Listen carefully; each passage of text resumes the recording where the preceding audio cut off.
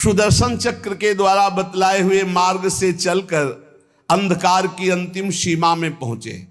अब अंधकार के पास इतना दिव्य प्रकाश, प्रकाश ही प्रकाश, जैसे घोर अंधकार ऐसे घोर प्रकाश। अब वहां अर्जुन की आंखें चौंधिया गई, विवश हो गए, नेत्र बंद कर लिए, इतना तेज। भगवान वहां भी सामर्थ्य प्रदान करी अर्जुन को और घोड़ों को भी। उस तेज के बाद महान जलराशि, श्याम वर्ण का जल ही जल, अगाध जल, जल पार किया तो तेज आंधी, वायु ही वायु। भगवान की ही केवल सामर्थ्य पहुंचने की और सामर्थ्य रही। अब वायु के प्रवाह में बड़ी बड़ी तरंगें उठने लगी। फिर भगवान ने उसको शांत किया। आगे बढ़े तो एक दिव्य महल, और उस महल में मणियां ऐसी चमक रही थी मानो हजार हजार सूर्य एक साथ प्रकाशित हो रहे। भगवान भगवान है, भगवान जैसा कोई नहीं। चारों ओर बड़ी ही उज्जवल ज्योति फैल रही है। देखा अनंत महिमा से युक्त भगवान शेष जी सैया बनाए हुए, और अद्भुत एक एक सिर पे ऐसे मणि चमक रही, ज्योतिर्मय। प्रत्येक फण पर सुंदर सुंदर मणियां जगमगा रही। दो दो नेत्र, बड़े ही भयंकर नेत्र, और शेष भगवान का श्रीअंग कपूर जैसा गोरा है। कैलाश पर्वत के समान श्वेत वर्ण, नीले रंग की जीभ और गला नीला, भयंकर नेत्र, फणों पर मणि चमक रही। अर्जुन ने देखा शेष भगवान की सुखमयी सैया पर सर्वव्यापक महान प्रभावशाली परम पुरुषोत्तम भगवान भूमा पुरुष विराजमान है। अर्जुन बार बार श्री कृष्ण चंद्र जी की तरफ देख रहे हैं। भूमा पुरुष है तो एक ही, ये कहां ले आए? एक तो ये श्री कृष्ण, एक ये श्री कृष्ण, क्योंकि द्वारिकाधीश भी चतुर्भुज रूप और हरि भी चतुर्भुज रूप। शरीर की कांति वर्षाकालीन मेघ के समान श्याम रंग, अत्यंत सुंदर पीतांबर धारण की, मुख पर प्रसन्नता, कमल जैसे नेत्र, बहुमूल्य मणियों जटित मुकुट, कुंडल कांति, घुंघराली अलकावली, लंबी लंबी सुंदर भुजाएं, कौस्तुभ मणि, वक्षा स्थल में श्रीवत्स का चिन्ह, घुटनों तक माला। वही श्रृंगार जैसा द्वारिकाधीश का, वैसा ही प्रभु का श्रृंगार।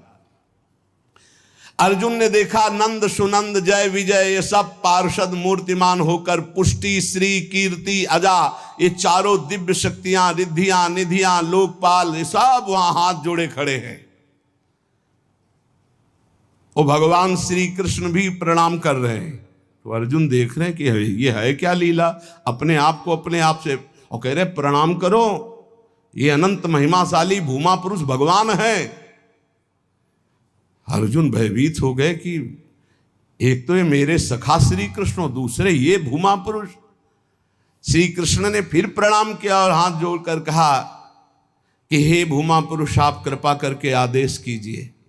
गंभीर वाणी में बोले, हे अर्जुन और हे श्री कृष्ण, तुम दोनों को देखने के लिए मैंने उन पुत्रों का अपहरण किया, मैंने अपने पास मंगाया।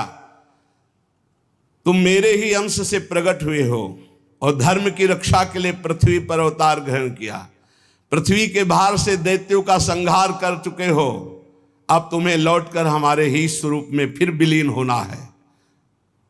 तुम पूर्ण काम सर्वश्रेष्ठ हो। जाओ, अभी कुछ कार्य बकाया है, लोक संग्रह के लिए वो कार्य करके पुनः मेरे पास आ जाओ। भगवान श्री कृष्ण भी हाथ जोड़े खड़े, अर्जुन भी खड़े हैं। अति विचित्र भगवंत गति, बड़े बड़े ख्याली। अर्जुन के होश उड़ गए, नए भूमा पुरुष कौन हो गए भाई? ये परम पुरुष तो हमारे सामने खड़े हैं, यही है, यही। अगर ये अपने रहस्य को न बतावे तो कोई, इनका एक नाम है अनंत, कोई अंत ही नहीं पा सकता है। अर्जुन और श्री कृष्ण को आदेश किया, सर झुकाकर। अर्जुन देखते जा रहे, सर झुकाकर भगवान कह रहे जो आज्ञा। फिर वो सब बालक वापस कर दिए। उन बालकों के लिए वैसे ही मार्ग से फिर द्वारिका में लौट के आए, और बालक अपनी अपनी आयु के अनुसार बड़े भी हो गए थे। वैसी आकृति रूप क्योंकि पहचान ले, श्री कृष्ण अर्जुन ने उनको समर्पित किया। अर्जुन के आश्चर्य की सीमा न रही। तब उन्होंने अनुभव किया और भगवान से कहा, प्रभु मुझे पता चल गया। बोले क्या? बोले पूरे जगत में जिसके बुद्धि बल, ज्ञान बल, पौरुष बल जो कुछ भी है वो हे श्री कृष्ण केवल आपकी कृपा से है, ये मुझे पता चल गया। यही पता चलना है। इसीलिए रोज सत्संग सुनो। एक बार सुनने से काम नहीं चलेगा। गीता सुनने के बाद क्या कहा था? नष्टो मोहा स्मृति लब्धा। फिर क्या हो गया? फिर मोह। ये हवा है, आंधी है, कभी भी गंदा कर सकती बुद्धि को। देखो अर्जुन जी ने गीता सुनने के बाद कहा था नष्टो मोहा स्मृति लब्ध। फिर मोह हो गया। मोह माने अज्ञान। फिर कहने लगे कि मैं कोई श्री कृष्ण बलराम हूं। आज फिर बोल रहे हैं आप। इसीलिए निरंतर भजन और सत्संग के लिए महापुरुष जन कहते हैं, जिससे हमारी बुद्धि रोज पावन होती रहे। जैसे पोछा लगा दिया सोनी लगाने के बाद और दरवाजा खुला छोड़ दिया तो फिर गंदा होने की संभावना। इस समय हर इंद्रियों को शासन में रखते हुए नाम जप करते हुए ये परम पद तब प्राप्त होता है। तो इसलिए भगवत रसिक जी कह रहे हैं कि कर्ता कृत जाने नहीं, माने निज करतूति, ते प्राणी दुख पावहीं, लगो अविद्या भूत। ये बहुत जल्दीबाजी में फिर सब बिगड़ जाता है। धैर्य पूर्वक भगवान का आश्रय लेकर नाम जप में लगो। इसी से परम मंगल होता है, इसी से परम लाभ होता है। क्योंकि भगवान शंकर भी जिनका चरणोदक माथे पे धारण किए हुए हैं वो भगवान श्री हरि हैं। एक बार सरस्वती नदी के तट पर ब्रह्म ऋषि जन यज्ञ कर रहे थे। तो उसमें सब ऋषियों ने कहा कि यद्यपि भगवान ही सब रूपों में है, पर भगवान के किस रूप को सर्वश्रेष्ठ मानकर आश्रय लिया जाए और अग्र पूजा की जाए यज्ञ में। भगवान के सब रूप हैं, हमें कोई संशय नहीं। तो उनका प्रगट रूप की महिमा प्रकाशित करने के लिए किसी ब्रह्म ऋषि को परीक्षा लेनी होगी त्रिभुवन के तीनों बड़े ईश्वरों की, हरि, देवाधिदेव महादेव, ब्रह्मा। तो ब्रह्मा पुत्र भृगु जी खड़े हुए। उन्होंने कहा परीक्षा तो हम ले लेंगे, निर्णय आप कर देना। सब ऋषियों की वंदना करके भृगु जी गए और ब्रह्मा जी के सामने ऐसे खड़े हो गए। ब्रह्मा जी ने देखा कि पुत्र है पर अभद्र व्यवहार। महापुरुषों के सामने ऐसे नहीं खड़ा हो जाता, नहीं सारे पुण्य नष्ट हो जाते हैं। ये जो संत महात्मा गुरुजन भगवत विग्रह उनके सामने ऐसे नहीं, कभी मंदिर में ऐसे नहीं, कभी गुरु जी के सामने ऐसे, कभी संतों के सामने ऐसे नहीं। वो अभद्र मंगलकारी आचरण वाले लोग होते हैं जिनको ज्ञान नहीं। ऐसे खड़े होना, हाथ बांध कर खड़े हो नहीं, हाथ जोड़कर खड़े हो या सौम्य मुद्रा में खड़े हो। अगर वो सामने से निकल रहे तो नेत्रे झुका दो, केवल इतना ही कर दो अभिमान में। अगर बहुत भरे हो तो थोड़ा नेत्रे झुका दो, ना हाथ जोड़ो। चलो तुम्हारा अगर घट जाता है हाथ जोड़ने से तो ऐसे कर लो। तो ब्रह्मा जी के सामने गए, बस ऐसे ऐसे खड़े हो। क्रोध आया कि इतना बड़ा ऋषि होकर और ऐसा अभद्र व्यवहार करता है। पर फिर एकदम भ्रकुटी तो चढ़ी, गुस्सा तो आया, पर शांत हो गए। है तो मेरा ही बेटा, भृगु जी ब्रह्मा जी की तो पुत्र है। ब्रह्मा जी शांत हुए, भृगु जी कुछ नहीं बोले, चले गए। जब कैलाश पहुंचे तो देवादिदेव जी ने कहा आओ आओ ब्रह्म ऋषि श्रेष्ठ, आओ तुम्हारा स्वागत है। बोले मुंडों की माला धारण करते हो, चिता की राख लगाते हो और हम तुम्हारे गले लगेंगे। अरे उन्होंने कहा हम तुम्हें ब्रह्म ऋषि मान के स्वागत करें, तुमने ऐसे समझा क्या उठाया त्रिशूल? भगवान शिव ने कहा तुमने ऐसे समझा क्या कि हम तुम्हारा आदर कर रहे हैं ब्रह्म ऋषि मानकर को तुम जो है अवहेलना कर रहे हो। आप मुंडों की माला पहनते हो, चिता की भस्म लगाते हो, कहते हो आओ तुम्हारे गले लग जाएंगे। महादेव जी ने उठाया त्रिशूल, रोक, तो भृगु जी चल दिए वहां से। और भगवान श्री हरि के धाम पहुंचे वैकुंठ में। लक्ष्मी जी चरण चाप रही थी, अर्ध निमीलित नेत्र में परमानंद में डूबे हुए भगवान गए सीधे एक लात मारी छाती पे। लक्ष्मी जी तो आश्चर्यचकित हो गई, तभी कहा कि भीख मंगाऊंगी ब्राह्मणों, तुम हमारे प्रीतम के लात मारा ना। ऐसे पहले प्राय ऐसे ब्रह्म ऋषि जन जो होते थे ना, व्यवस्था वेद के अपार ज्ञानी, तप के महाधनी, भोजन की व्यवस्था। लक्ष्मी जी कहते तुम्हारे पास नहीं आएंगी, हमारे प्रीतम को लात मारा है ना तुमने। लक्ष्मी जी तो थोड़ा नाराज हुई और हरि उठ के बैठ गए और चरण दबाने लगे। कहा बड़ा कठोर हृदय है हमारा, आपके बड़े कोमल चरण हैं, अगर मुझे पता चलता तो मैं आपके चरणों की अगवानी करता, मुझसे अपराध बन गया कि मैंने अगवानी भी आपके चरणों की, और चरण दबाने लगे। प्रभु जी के नेत्रों में अश्रु आ गए और कहा प्रभु बस यही देखने के लिए हमको सब ब्रह्म ऋषियों ने भेजा था, यद्यपि आप ही शिव हो, आप ही ब्रह्मा हो, आप ही चराचर जगत हो, पर प्रभु आपका जो करुणा वरुणालय हरि रूप है यही सर्वाराध्य है। तो कर्ता कृत जाने नहीं, यही बचाते हैं, सबको बचाते हैं। एक बार ब्रकासुर नाम का एक असुर था, उसने सोचा कोई ऐसा देवता मिले जो जल्दी प्रसन्न हो जाए, हमारी कामना की पूर्ति कर दे। तो देवर्षि नारद जी मिल गए। नारायण नारायण नारायण। देवर्षि नारद जी एक ऐसे महात्मा है जिनको कोई द्रोह नहीं करता। त्रिभुवन में कंस भी एकांत में बैठाल कर सलाह लेता है, हिरण्यकश्यप भी उठकर आदर करता, कोई भी हो त्रिभुवन में देवर्षि नारद जी से कोई नहीं। जिसको मिलेंगे बिल्कुल पक्की सलाह बताएंगे। कंस ने स्वागत किया, बैठाला और कुशल मंगल। हाँ प्रभु, पूरा प्रजा राज्य सब कुशल मंगल है। अभी अभी की बात है, वो वसुदेव जी आए थे लड़के को लेकर, हमने वापस कर दिया कि हमें तो 8वां से भय है। नहीं गड़बड़ है। कमल उठाया, कहा देखो यहां से गिनो 1 2 3 4 5 6 7 8, आया ना 8वां, पहला आया ना, फिर दूसरे शुरू किया, हर 8वां हो सकता है। उनको लगा कि नारद जी जैसा कृपालु कौन हो सकता है, और नारद जी को लगा ऐसे ये दया करेगा तो भगवान के अवतार में देरी हो जाएगी, क्योंकि 8वें में आना है, और जब तक ये दया करेगा तब तक भगवान विकल नहीं होंगे, इसको क्रूर होना चाहिए, क्योंकि भगवान का अवतार शीघ्र हो। हर कमल की पंखुड़ी को 8वीं बता दिया, हर बेटे को 8वां बता दिया, तुरंत मुलवाया। नारद जी एक ऐसे महात्मा है जिनको सब कोई आदर करता है। ब्रकासुर ने देखा, साष्टांग दंडवत हुआ, नारायण नारायण। महाराज कोई ऐसा भगवान बताओ जो बहुत जल्दी प्रसन्न हो जाए। बोले वो तो शास्त्रों में प्रसिद्ध है, आशुतोष, देवाधिदेव महादेव, उनके ज्यादा आशुतोष, वो ऐसे देवता है वो जल्दी प्रसन्न हो जाते हैं।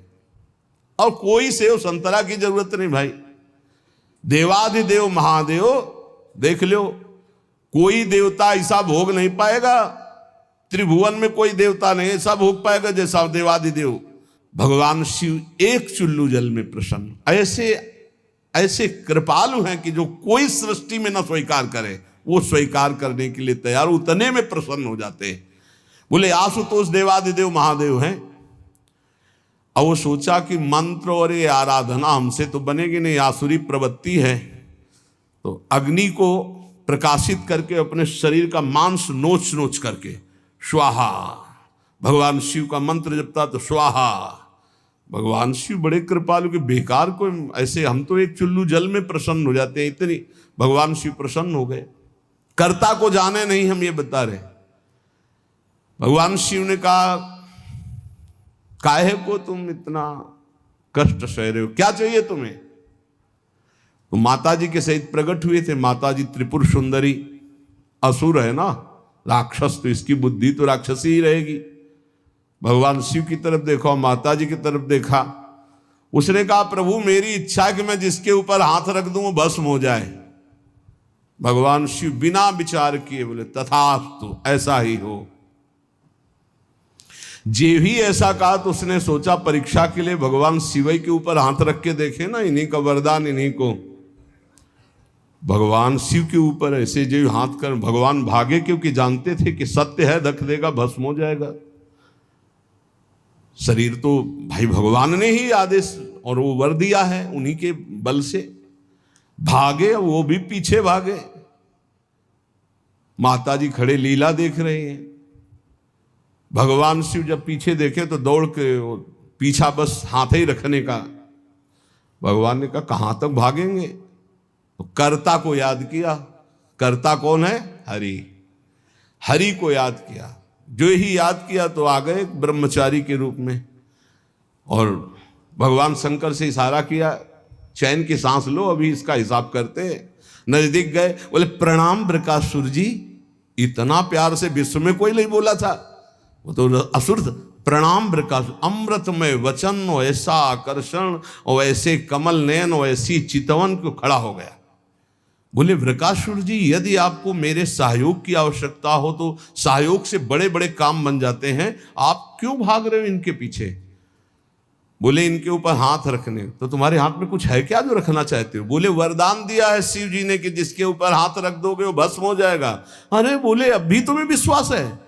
दक्ष ने साप दे दिया था, इनके पास कोई ताकत नहीं रह गई। तुम हाथ रख के अपने ऊपर देखो, अगर झूठा निकलेगा ना तो दोनों मिल करके, हाँ ये बात तो पक्की है। एक सेकंड में हिसाब कर, हरि है हरि, एक सेकंड उसको ये समझ में नहीं आए कि अगर हाथ रखा सच्ची हुआ तो कौन बताएगा आके इनको। जो ही ऐसे किया सो क्षण में भस्म हो गया, राख हो गया। भगवान शंकर ने बोले प्रभु थोड़ा सोच समझ के वरदान दिया करो, तुम तो ऑर्डर डाली हो, अपनी भी सुरक्षा नहीं देखते। भगवत रसिक जी कह रहे करता कृत जाने नहीं, माने निज करतूती, ते प्राणी दुख पावही, लगो अविद्या भूत, लगो अविद्या भूत कहे द्विज रक्षा करी हो, अर्जुन मेरो नाम नहीं पावक में जरी हो, कर गही श्याम बचाए, बतायो जो शिशु हरता, भगवत रसिक नरेश सकल करतन को करता। इसलिए एकमात्र भगवान की शरण में हो जाओ, जितने कर्म कर रहे हो वो प्रभु को समर्पित कर दो। और रोज एक बार हमारी प्रार्थना है, ये सब याद नहीं कर पाएंगे पर सत्संगी हो इसलिए याद करना, मरना है। ये बात हमारी बात पक्का मान लो, ये हम बहुत बड़ा मंत्र बता रहे हैं। अगर ये एक बार 24 घंटे में एकांत में सोचोगे कि यार मरना है, सब कुछ छूटेगा, जाना है, तो आपका भजन बनने लगेगा, आप कुछ कमाई कर लोगे। अगर ये भूल गए कि मरना है तो मनमानी पापाचरण होता है। मौज लो, जो होगा देखा जाएगा। नहीं, तुम देखने लायक नहीं रहोगे। तुम क्या जानते हो जब कर्मों का फल आता है तो भोगना कैसा होता है? नहीं, तुम्हें पता नहीं। इसलिए आनंद में जीवन व्यतीत करने के लिए यावत स्वस्थमिदम कलेवरम यावत च दूरे जरा, आज शरीर स्वस्थ है तो ऐसा उपाय कर लो कि आपका मन निरंतर नाम जप में लग जाए, बस जीत जाओगे। हर समय नाम जप, बहुत ठौर ठिकाना मजबूत मिल गया है। ये कोई भ्रम वाला मार्ग नहीं है जहां आप लगे हो। ये तस्मात् शास्त्रम प्रमाणम ते, ये कोई मनमुखी मार्ग नहीं है।